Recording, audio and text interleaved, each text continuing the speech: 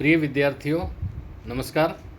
मैं doctor B are Shastri, सह आचार्य संस्कृत, बाबू शोभाराम राजकीय कला महाविद्यालय अलवर।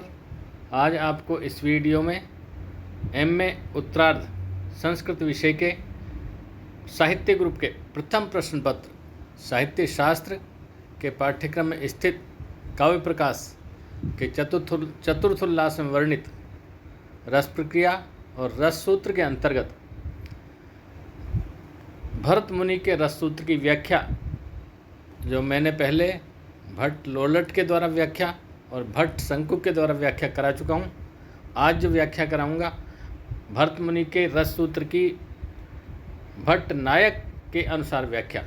भट्ट नायक ने उस सूत्र की व्याख्या किस तरह की है, उन्होंने उत्पत्ति का अर्थ क्या निकाला है और रस की प्रक्रिया क्या है, रस की उत्पत्ति कैसे होती है, ये भट्ट नायक के अनुसार व्याख्या आज बताएंगे। आपने भट्ट लोलट के अनुसार जो पाया कि विभाव, अनुभाव और व्यभिचारी भावों के संयोग से रस की भट्ट लोलट के अनुसार निष्पत्ति का अर्थ उत्पत्ति किया गया कि विभाव, अनुभाव, व्यभिचारी भावों के संयोग से रस निष्पत्ति होती है, अर्थात रस की उत्पत्ति होती है। और उन्होंने रस की उत्पत्ति ये बताया कि रस राम आदि अनुकारी में होता है और उन नर्तक जब विशेष अपने कौशल से, विशेष नाट्य कला से जब नाट्य प्रस्तुत करता है तो जो दर्शक है, श्रोतागण, उसमें राम की आशंका कर लेते हैं, उसको राम समझ लेते हैं। उनके हृदय में एक चमत्कार स्वरूप, चमत्कार प्रकट होता है और यही रस है। तो ये बताया कि रस रामादि में होता है, अनुकारी में होता है, नट इत्यादि में नहीं होता। नट में उसकी प्रतीति होती है और उस प्रतीति से सहृदयों के, सामाजिकों के हृदय में एक चमत्कार उत्पन्न होता है। ये उन्होंने रस की प्रक्रिया भट्ट लोलट ने बताई। और भट्ट शंकुक ने जो अनुमितिवाद प्रस्तुत किया, इस रस सूत्र की जो व्याख्या अनुमितिवाद प्रस्तुत किया कि सामाजिक गण, सहृदयगण नट में रस का अनुमान कर लेते हैं, रति इत्यादि का अनुमान कर लेते हैं और वो अनुमान से ही जो उसको उसमें अनुमान करने के कारण रस सामाजिक गण अनुकारी राम आदि में नट की अनुमिति अनुमान करते हैं, नट में ही स्थायी भाव का अनुमान करते हैं, रस का अनुमान कर लेते हैं, राम का अनुमान करते हैं। उस राम से तो अनुकारी नटादि में ही वो स्थायी भाव रस की अनुमिति सामाजिक गण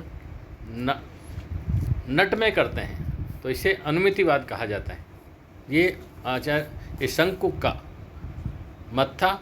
और अब भट्ट नायक क्या कहते हैं, तो भट्ट नायक ने जो व्याख्या प्रस्तुत की है वो है न ताटस्थ्येन न आत्मगतत्वेन रसे प्रतीयतः, न ताटस्थ्येन न आत्मगतत्वेन रस प्रतीयते, नो उत्पद्यते, न अभ्यंजते, अपितु काव्ये नाट्ये चाभिघातो द्वितीयेन विभावादि साधारणीकरणात्मना भावकत्व व्यापारेण भाव्यमाने स्थायी सत्वोद्रेक प्रकाशानंद में संविद्विश्रांति तत्वेन भोगेन भुज्यते इति भट्ट नायकः। ये भट्ट नायक ने उसकी व्याख्या प्रस्तुत की है भरत मुनि के रस सूत्र की। भट्ट नायक के अनुसार व्याख्या न ताटस्थ्येन, न तो तटस्थ भाव से, न ताटस्थ्येन, न तो तटस्थ भाव, उदासीन भाव, अर्थात उदासीन भाव नट तथा नायक के संबंध से, न तो उदासीन नट तथा नायक के संबंध से, अर्थात उनमें, और न ही आत्मगत रूप से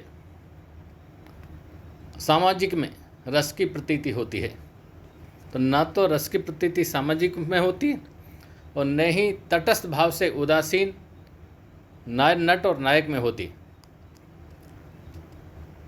अभिव्यक्ति होती है, न उत्पत्ति होती है, न अभिव्यक्ति होती है और न ही अपितु काव्य जिसका स्वरूप विभाव आदि का साधारणीकरण है।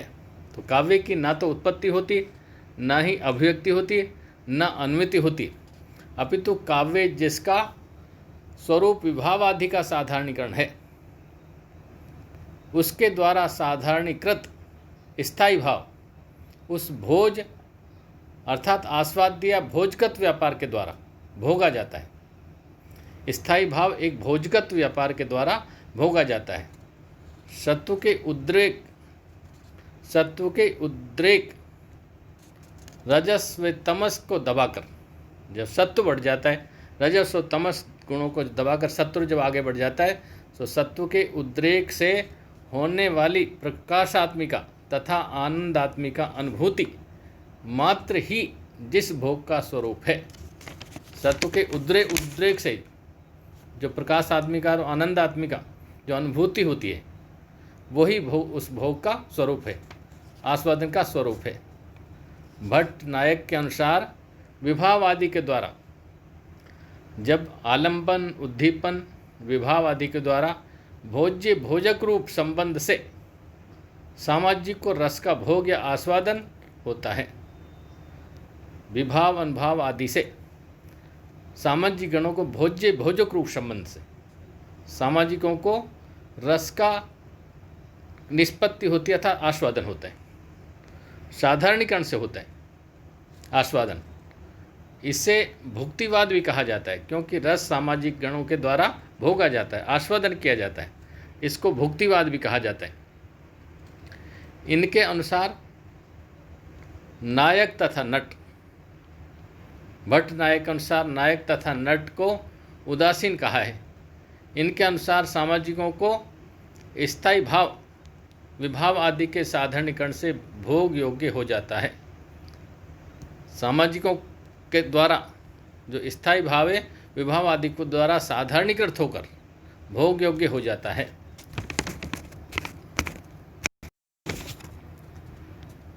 भट्ट नायक के अनुसार काव्य नाटक के अभिधा व्यापार की तरह, जैसे काव्य नाटक में अभिधा व्यापार होता है, जिस तरह अभिधा व्यापार से उसका अर्थ समझा जाता है, उसी तरह भावकत्व तथा भोजकत्व व्यापार भी होता है। एक व्यापार होता है भावकत्व और भोजकत्व। काव्यार्थ बोध होने के बाद, जब काव्य का अर्थ समझ जाता है, बोध हो जाता है, बाद में भावकत्व व्यापार द्वारा सीता आदि रूप विभाव आदि, जो भावकत्व व्यापार क्या है, जो सीता आदि जो विभाव हैं, शकुंतला आदि विभाव हैं, तथा नायकगत रति, शकुंतला को देखकर दुष्यंत के हृदय में जो रति उत्पन्न हुई, सीता को देखकर नायक राम के हृदय में जो रति उत्पन्न हुई, तो उसका साधारणीकरण हो जाता है, उस रति का साधारणीकरण हो जाता है, और सहृदयगण भोजकत्व व्यापार से उसका आस्वादन कर लेते हैं। सहृदयगण उसका भोजकत्व व्यापार से साधारणीकरण हो जाता है और भोजकत्व व्यापार से उसका आस्वादन कर लेते हैं। अब भट्ट नायक की देन क्या रही, इसमें क्या नया रहा? भट्ट नायक की अपूर्व देन यह है कि इसमें इन्होंने साधारणीकरण की चर्चा की है। नई बात आई है साधारणीकरण। भट्ट नायक ने कहा कि जो नट काव्यार्थ बोध होने के कारण, जब काव्य का अर्थ का बोध हो जाता है, फिर भावकत्व व्यापार के द्वारा सीता आदि रूप विभाव हैं जो, उनका साधारणीकरण हो जाता है, और वो साधारणीकरण से फिर भोजकत्व व्यापार से सामाजिक गण हैं उसकी रस की अनुभूति करते हैं, रस का भोग करते हैं। तो इनके द्वारा एक नई देन रही साधारणीकरण।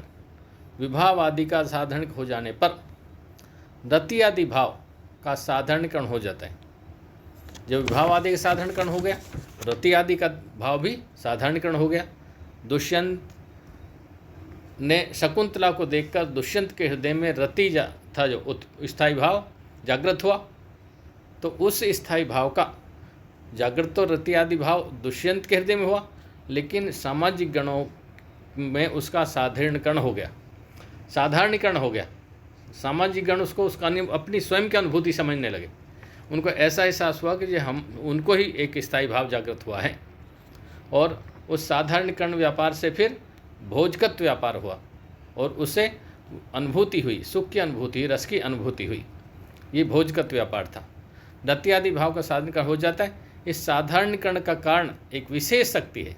वो साधारणीकरण जिस शक्ति से होता है उसको कहते हैं, जिसे भट्ट नायक ने भावकत्व व्यापार कहा है।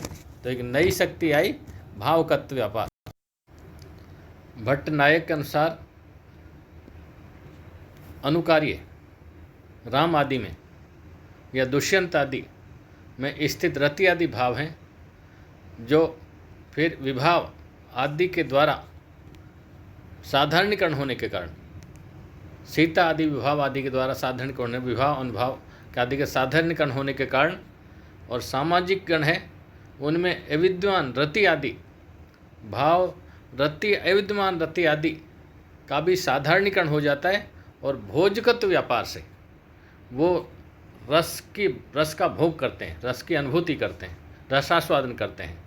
तो इस रस को भट्ट नायक के मत को भुक्तिवाद भी कहा जाता है। तो ये था भट्ट नायक का भुक्तिवाद। ये थे भरत मुनि के रस सूत्र की व्याख्या भट्ट नायक के अनुसार। बहुत बहुत धन्यवाद।